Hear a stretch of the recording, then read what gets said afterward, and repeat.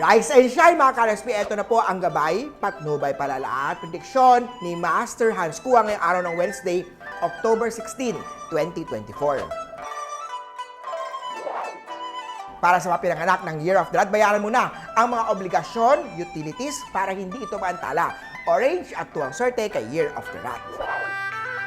Kay Ox naman tayo, huwag pipili ng tao dahil lamang desperado ka na sa pagmamahal. Tandaan, ang buong future mo ay dehado dito. Be wise kung sino ang magiging partner mo. Yellow at 8 ang swerte kay Year of the Ox.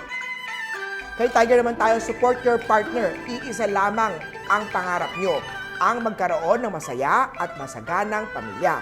Purple at 5 ang swerte kay Year of the Tiger.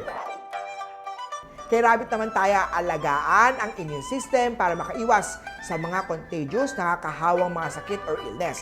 Alagaan din ang puso, ang heart dahil sobra-sobra ka nang nagmamahal. Magtira naman sa sarili mo. Peach at 9 ng swerte kay Year of the Rabbit.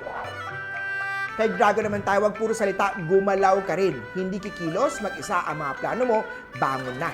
Yellow at 7 ng swerte kay Year of the Dragon.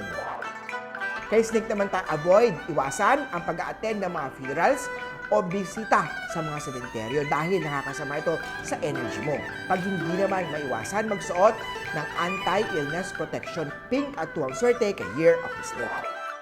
Kay Horse naman tayo, evaluate ang mga kailangan gawin sa trabaho. Tignan ano ang kailangan.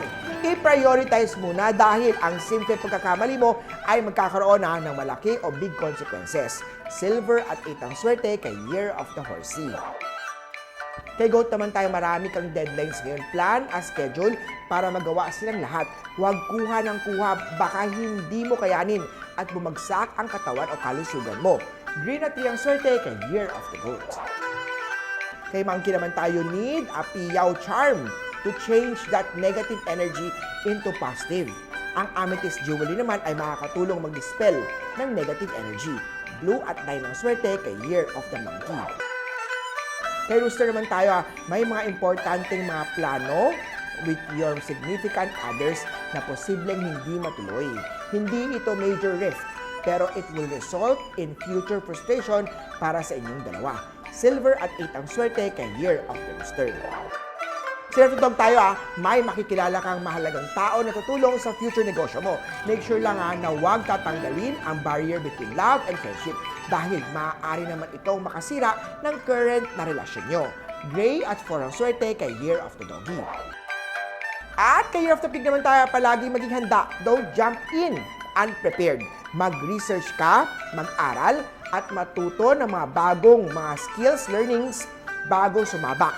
Pitch at 1 ang swerte kay Year of the Piggy. Muli po, ito po yung mga gabay, patnubay, palala at prediksyon lamang ni Master Hans Kua. Nasa inyong mga kamay, nasa lalay, ang inyong tagumpay. Kaya always be positive at i-claim ang mga swerte, mga ka-RSP. Maswerteng umaga sa inyong lahat.